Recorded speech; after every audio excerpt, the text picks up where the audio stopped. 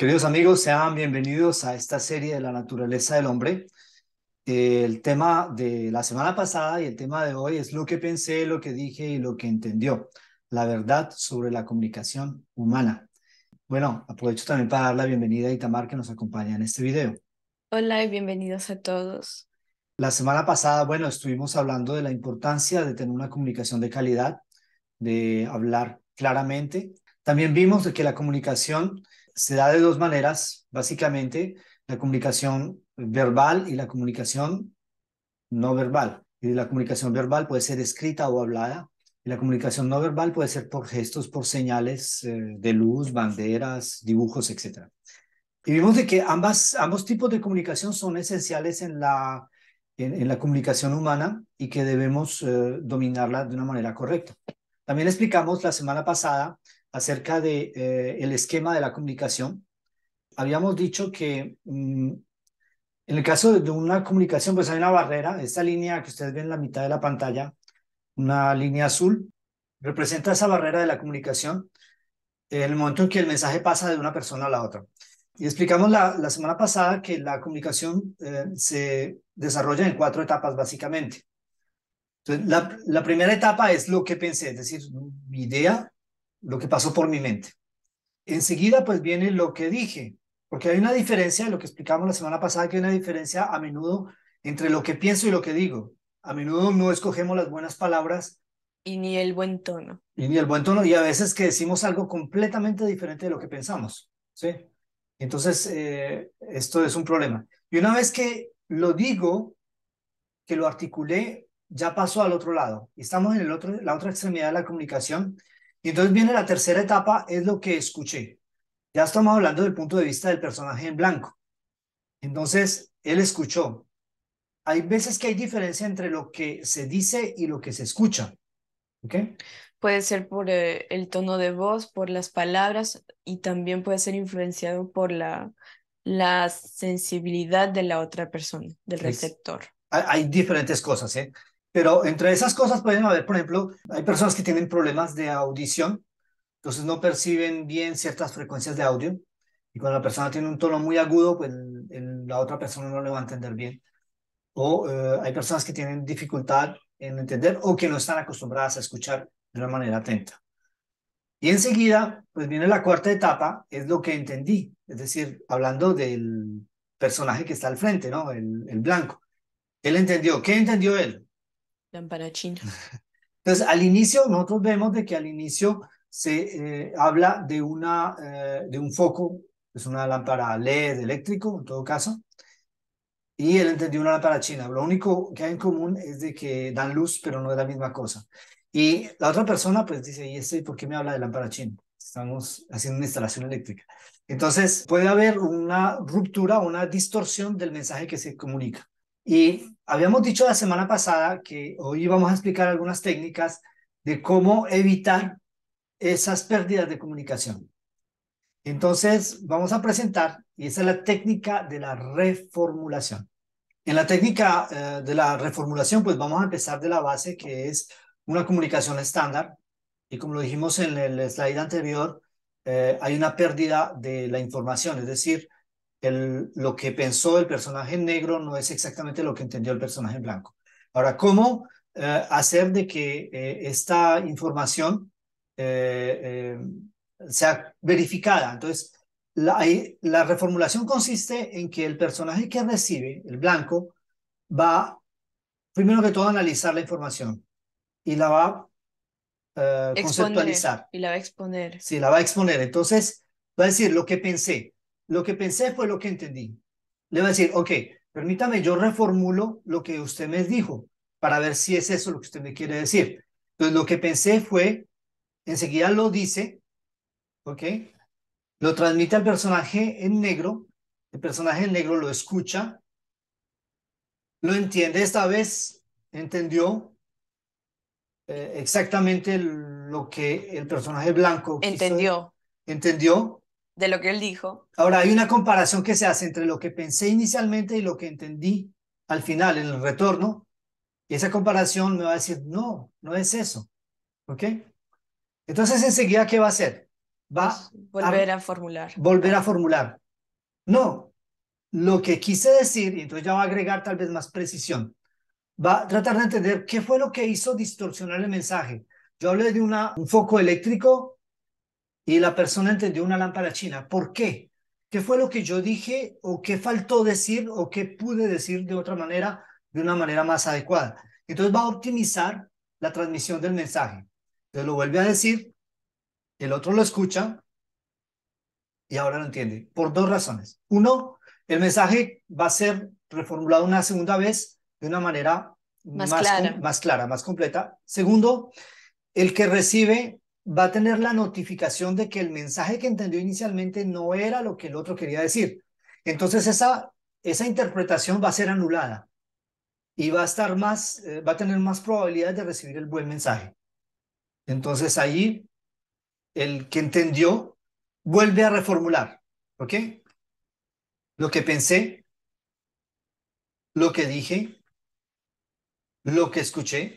Este va a escuchar lo que el retorno de su interlocutor.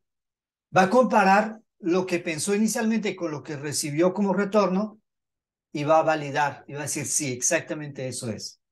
Entonces, es una técnica muy utilizada. Por ejemplo, yo trabajo en ingeniería y a menudo a nosotros nos piden que hagamos la reformulación para estar seguros de que ambas partes tienen el mismo nivel de información y el mismo nivel de comprensión. Y eso es indispensable porque cuando uno está haciendo proyectos grandes, las consecuencias pueden ser desastrosas si hay un malentendido. Entonces, nosotros siempre hacemos eso y por eso yo aprendí esa técnica. Esa técnica es muy útil en todo lo que uno hace. En psicoterapia se utiliza. Cuando viene un paciente y dice, bueno, yo estoy pasando por esta situación, así, así, así. Entonces uno reformula. Y no solamente se reformula para estar seguro de entender, sino para estructurar la idea. Hay veces que la persona que uno tiene al frente le envió la información y la información no está estructurada. Y cuando uno está haciendo lo que llama la escucha activa es yo recibo la información y trato de ponerla en orden lógico en mi mente y hago un retorno. Digo, es que no será más bien así que piensas si lo hacemos de esta manera. Entonces, esa forma de reformular va a completar, va a optimizar la cadena de la comunicación. Y aquí volvemos a la mecánica de la imaginación. Esto fue algo que hicimos las semanas anteriores, En otro tema, ¿sí? ¿Y qué dijimos? A ver, ¿cómo podemos explicar esto? de que primero la información entra por los sentidos, como tenemos la vista, el olfato, el tacto, pasa por el córtex sensitivo y después pasa la información al lóbulo frontal. Ujú. De ahí pasa se hace como ¿cómo se dice? Un tri. Sí, una selección. Sí, una selección. Y esa Y selección, hay una cosa interesante, esa selección en el lóbulo frontal se hace por el razonamiento. Ahora, si ustedes ven una cosa interesante, el razonamiento está ligado a la a imaginación la y imaginación y a porque la conciencia. sí, la imaginación es como un campo de simulación de ideas. Entonces el razonamiento va a decir, ok, voy a explorar esta posibilidad y voy a ver qué da. Entonces utiliza la imaginación para analizar la situación y ver Si es si posible. es posible o no. Y entonces la imaginación tiene mucha influencia en nuestro razonamiento. Cuando nuestra imaginación está pervertida o está contaminada, esto tiende a desviar nuestro razonamiento y nuestro juicio. Y finalmente esas informaciones que son tratadas por el razonamiento van al córtex Posterior. posterior, que es nuestra conciencia profunda. Entonces, vemos de que la imaginación puede influir en el proceso de comunicación, porque la persona que escuchó aquí recibió una información y la va a analizar. Entonces, hay el mensaje que él escuchó, pero ese mensaje que él escuchó, antes de ser registrado en el córtex posterior, va a ser tratado por el razonamiento que va a usar la imaginación. Pero si su imaginación está pervertida, esto puede desvirtuar o modificar el mensaje que fue recibido por la vía del córtex sensitivo. Es decir, una persona que recibe un mensaje puede pensar haber recibido un mensaje diferente porque su imaginación le hace esa mala jugada, ¿no? Entonces, Y finalmente esta información se va a registrar en el córtex posterior y es así que se da la mecánica de un malentendido. Y esto es importante entenderlo. Ahora vamos a hablar de cómo las emociones nos pueden jugar sucio, ¿no? Nos pueden engañar. Entonces aquí tenemos dos personas y aquí tenemos los colores, Las los códigos de facultades. colores de las facultades que usamos en temas anteriores. ¿Recuerdan? Entonces tenemos una persona aquí representada en negro, otra persona representada en blanco. Y estas dos personas tienen un nivel de equilibrio Diferente. diferente, ¿sí? La persona en negro está dominada más por las facultades Superiores, superiores que por las inferiores y la en blanco, por las facultades físicas o ¿sí? inferiores. Es decir, que es una persona más emocional, ¿verdad? Entonces, ¿qué pasa? La persona piensa, y yo le coloqué aquí una paloma, es un mensaje de paz. Hola vecino, ¿cómo le va? Hace tiempos que no lo veía, ¿se siente bien? ¿Se imaginan? Mm. Entonces él le dijo, y el que recibe, pues lo escucha y lo analiza, pero ¿qué pasa? Como es facultades físicas, no lo va a tomar de la misma forma. Es como había dicho al inicio, que también depende de la sensibilidad de la persona a ciertas palabras o cómo lo interpreta. Y Exacto. en ese caso, pues lo interpretó un mensaje como de paz, de saludo, como, qué sé yo, por ejemplo, en el ejemplo que diste, el personaje negro le dijo, pues, hola vecino, buenos días.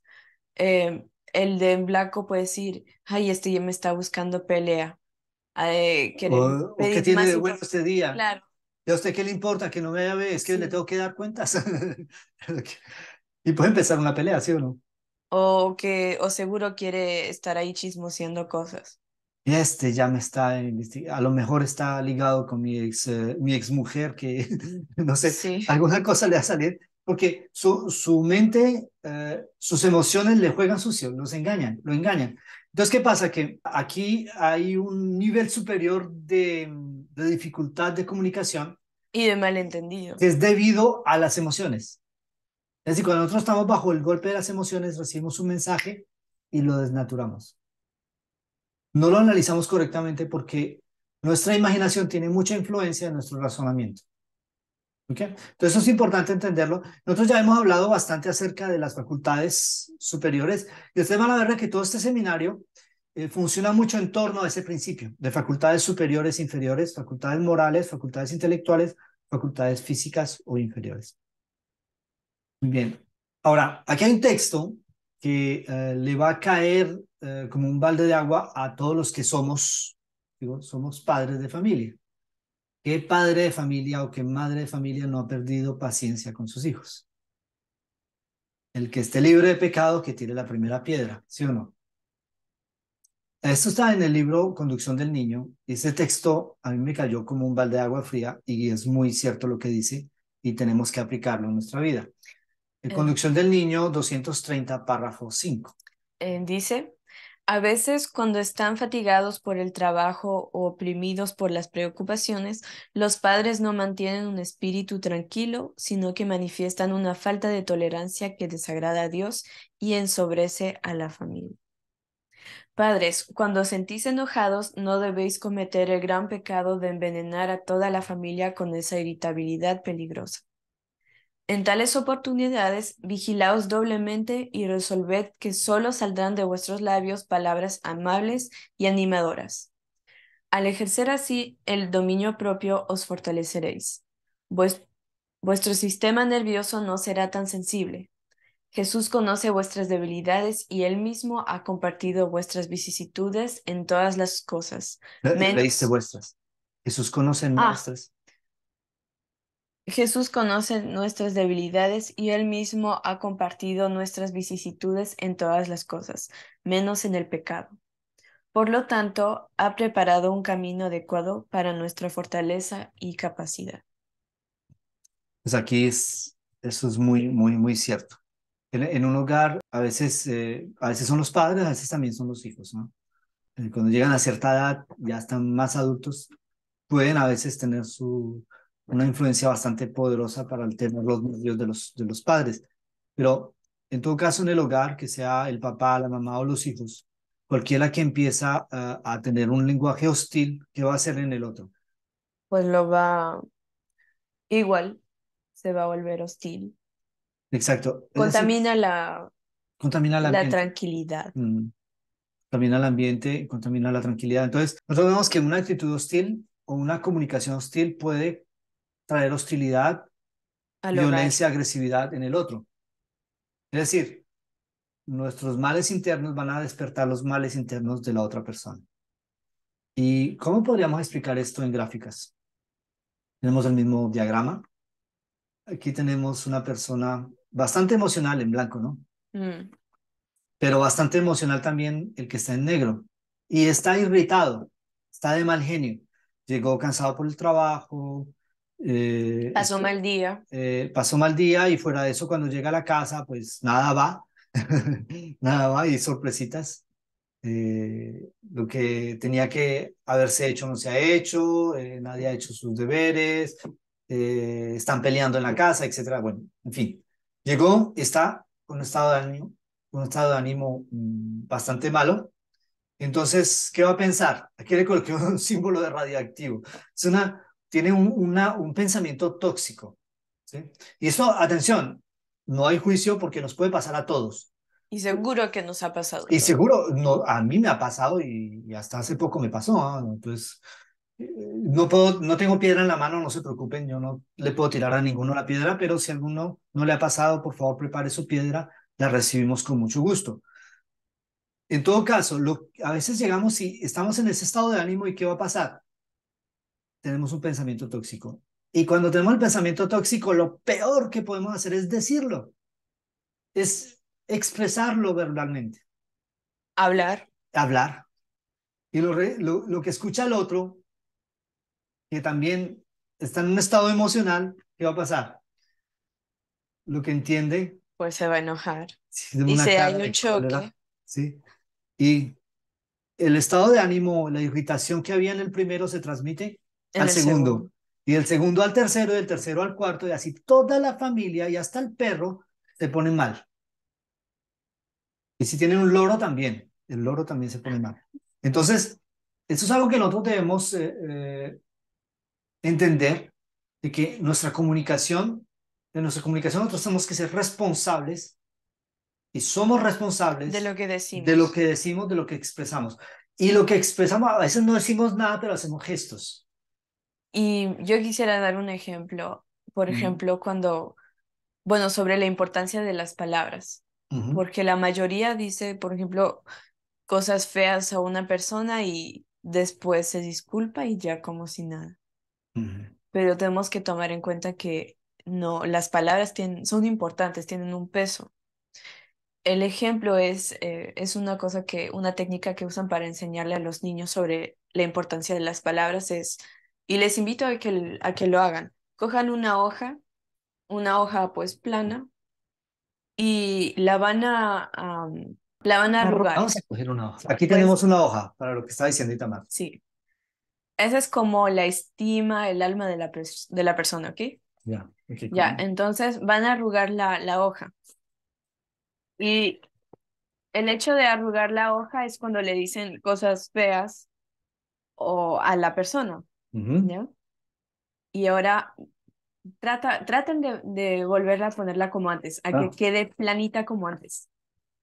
pues ahí está como difícil la cosa. ¿Ah? Por más que lo hagan, que lo planchen, que lo pongan bajo libros pesados, siempre va a tener esas marquitas de arruga. Ahí va a tocar mandarla al reciclaje, porque si no, Claro.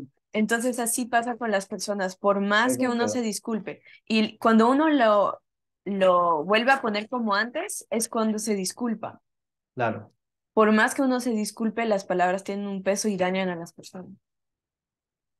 Entonces exacto. nosotros somos responsables de lo que decimos, por más cansados, por más que hayamos pasado mal día, somos responsables de nuestras palabras. Sí.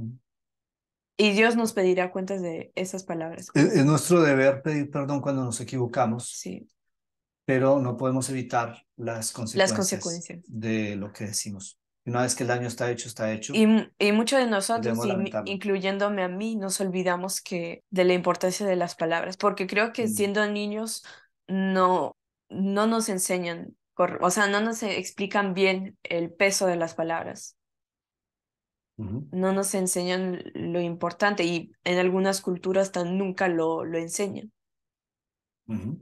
y educan a los hijos hablándoles mal, siendo toscos con los niños y así dañan a los hijos. Eso sí es verdad. Vamos a leer este texto que está en el escrito de Signs of the Times, el 17 de abril de 1884. También está en la Conducción del Niño, página 231, párrafo 1. A veces parece que todo va mal en el círculo familiar. Hay mal humor por doquiera y todos parecen muy desdichados y tristes. Los padres echan la culpa a sus pobres hijos y piensan que son muy desobedientes e indisciplinados, los peores hijos del mundo, cuando la causa de la alteración está en ellos mismos. Dios les requiere que ejerzan dominio propio. Debieran comprender que cuando se entregan a la impaciencia y al enojo, hacen sufrir a otros. Los que los rodean son afectados por el espíritu que manifiestan y a su vez expresan el mismo espíritu, el mal se aumenta. El párrafo siguiente. A veces hay poder en el silencio. Los que desean dominar a otros deben primero dominarse a sí mismos. Cuando un padre o maestro se impacienta y corre peligro de hablar imprudentemente, guarde silencio. En el silencio hay un poder maravilloso. Ujú. Esto es importante. A veces es mejor callar que decir lo que no se debe. Bueno, hemos llegado al final de este video, pero antes de terminar, quiero dar un espacio de tiempo para responder algunas preguntas que se están haciendo con respecto al tema. Norberto. Hablando de los choques en conversaciones y la comunicación y todo eso, hay personas que piensan que pueden hablar mal a otras personas y decirlo de cualquier forma, decirlo de una forma que pueden herir a otras personas y decir, es la verdad y duélale al que le duela o siéntase como se sienta la persona, es la verdad. La verdad hay que decirlo, ¿no? Y no importa de qué manera. Entonces, ¿qué se puede hacer para, bueno, la Biblia nos da bastantes recomendaciones para que las palabras sean suavizadas, pero si eso está muy arraigado en una persona, digamos, esa forma de pensar, esa forma de actuar, pues, ¿qué se puede hacer para mejorar? Porque yo he conocido muchas personas que hieren con las palabras. Ujú. Gracias, Norberto, por su pregunta. O sea, digamos que en esto no hay una regla fija para todas las personas. El plan de Dios, el tratamiento que da Dios a las problemáticas de cada persona es diferente de una persona a otra. Pero yo sí puedo citar el caso de un personaje bíblico que tenía justamente ese problema. Era el caso de Juan y su hermano también. Eran tan iracundos que Jesús les puso como apodo los Boanerges. Boanerges significa hijos del trueno. O sea, eran terribles, ¿ah? Y vemos cómo Juan, después de unos años, después de pasar tiempo con Jesús, 3 años, después de muchos años de ministerio como apóstol, después de un montón de experiencias, llega a transformarse en el discípulo del amor. Y la pregunta es, ¿qué hizo que Juan tuviera esa transformación, tanto en su actitud como en su lenguaje? Y la respuesta está en la contemplación. Nosotros tratamos el tema 17 y 18 de esta serie, que hablan de la contemplación, y yo les recomiendo que consulten estos dos videos, porque esta es la clave de muchos cambios en nuestra vida, no solamente cambios en cuanto al lenguaje, pero muchas otras cosas. El que es envidioso puede encontrar una solución allí, el que es mentiroso puede encontrar una solución allí. Para todo problema que nosotros tengamos, cualquier cosa que nos estorbe en nuestra vida espiritual, podemos encontrar respuesta allí. La contemplación obedece a una regla del espíritu humano que terminamos por transformarnos en aquello que contemplamos, aquello que observamos atentamente. Y si nosotros queremos transformar nuestro lenguaje, eh, yo diría dos consejos. El primero, pues, buscar intensamente a Jesús, o sea, contemplación. mediante la oración, mediante el estudio, mediante la lectura de textos que sean adecuados, vamos a encontrar a Jesús y con el tiempo, sin que nos demos cuenta, vamos a ser transformados. Primer consejo. Segundo consejo, tenemos que separarnos de aquellos que tienen un lenguaje rudo, tosco y vulgar. A menudo esto es lo más difícil la semana pasada justamente hablamos de los problemas del lenguaje. Nosotros tenemos mucha influencia en la forma en que comunicamos a través de nuestra cultura. O sea, nuestra cultura influencia bastante la forma en que comunicamos. Cambiar de ambiente es muy importante. Digo, yo no sé cómo se pasa en otros países de América Latina, pero hay algunos países de América Latina, y sin citar ninguno, en los que la gente dice muchas vulgaridades. O sea, la mayoría de la gente dice groserías tras groserías y esto es algo común, ¿no? Es algo normal para todos. El problema es que si queremos transformar nuestra forma de hablar, no podemos seguir en ese ambiente porque la contemplación nos va a transformar en lo que sea el medio ambiente. Entonces, como lo dijimos hace un rato, la forma en que nosotros comunicamos va a influenciar a otros, pero también la forma en que otros comunican con nosotros nos va a influenciar a nosotros. Y por eso tenemos que buscar la compañía de personas que tengan un modo de hablar diferente. Entonces, esto, igual esos dos consejos, no sé si eso respondió a su pregunta, Norberto. Sí, sí, Eh, gracias. con gusto, con gusto. Muy bien, Maggie. Sí, hermanito, buenos días. Sí, buenos días. Yo anoté acá, como decía en el texto que mostró, que leyó Itamar, dice que, ¿cómo se llama? Hay que mejor estar en silencio cuando uno está enfurecido, ¿no? Y cuando Mm, estamos con ira para no corregir. Y me ha pasado a mí, y veo que le pasa a muchas mamás, por ejemplo, cuando estamos en la iglesia o en una reunión, que los niños hacen un berrinche muy, muy, muy atroz.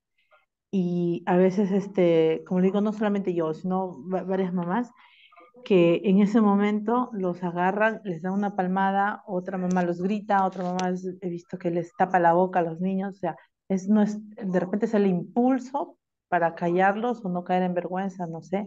Entonces mi pregunta es, ¿qué se recomienda en ese momento? Porque si solamente nos quedamos callados, o sea, sí entiendo esa parte y yo también estoy de acuerdo de preferible es quedar en silencio a no decir cosas toscas, porque dañan a nuestros hijos o a la persona, pero ¿qué se hace, qué se puede hacer más con el niño que sigue haciendo el berrinche? Porque nuestro silencio no para su berrinche, por decirlo así. No sé si me expliqué bien en mi pregunta. sí, sí. Sí, sí, se explicó bien.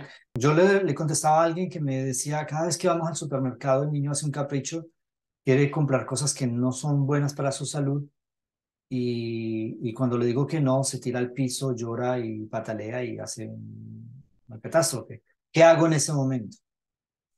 Mi respuesta fue la siguiente, en ese momento no se puede hacer mayor cosa. Sí, hay cosas que pueden, primero de todo hay que permanecer calmado, porque si uno se enoja, eso lo que hace es aumentar la irritación del niño.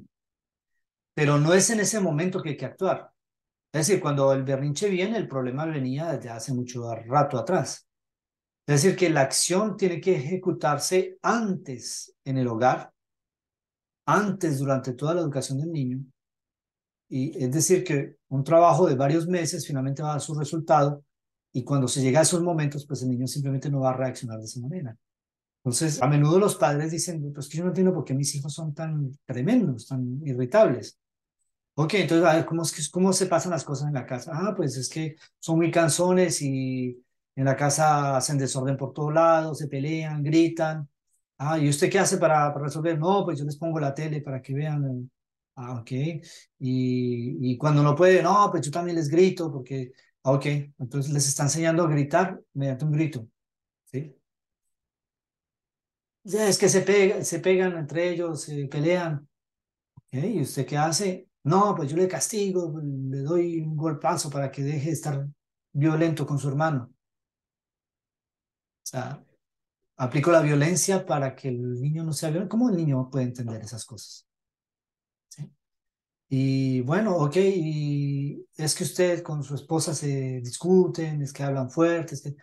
Sí, pero bueno, eso son cosas de adultos, los niños no tienen nada que ver. Error. Los niños ven, observan todo el comportamiento de los padres y en todo su modelo. Entonces, nosotros vemos de que la respuesta no es fácil, Maggie. No hay fórmula mágica, sino que es un conjunto de cosas, ¿no? Un conjunto de cosas que hay que ajustar en el hogar para que los niños tengan un comportamiento más adaptado. Ahora, el niño de por sí va a explorar, va a tener el reflejo de explorar y tratar de transgredir la indicación que se le dio. Eso es un reflejo natural en los niños. Pero si al niño se le dan las buenas bases, un simple, por favor, quédate callado, por favor, quédate en silencio, recuerda que ya te dije, es suficiente. O en la casa vemos. O si sigues así, pues en la casa vas a ser castigado, vas a Yo ser... recuerdo que para nosotras era necesario, en la casa hablamos Sí. y Cuando ya toca, cuando ya no entiende, bueno, en la casa hablamos, arreglamos cuenticas, como dicen, y tener un castigo, una represión adaptada. La verdad es que todos los padres se equivocan con los niños, o sea, eso es una regla, pero de oro. Eh, el asunto no es focalizarse en el error, sino en las formas de corregir el error y analizar de dónde viene. Entonces, como lo dije hace un rato, pues el comportamiento irritable de los niños puede venir justamente del comportamiento de los padres o la forma en que los padres instauran la disciplina y el orden en la casa. Entonces, no sé si eso responde a tu pregunta, Maggie. Sí, hermanito, acá lo estoy anotando. Gracias. Un gusto.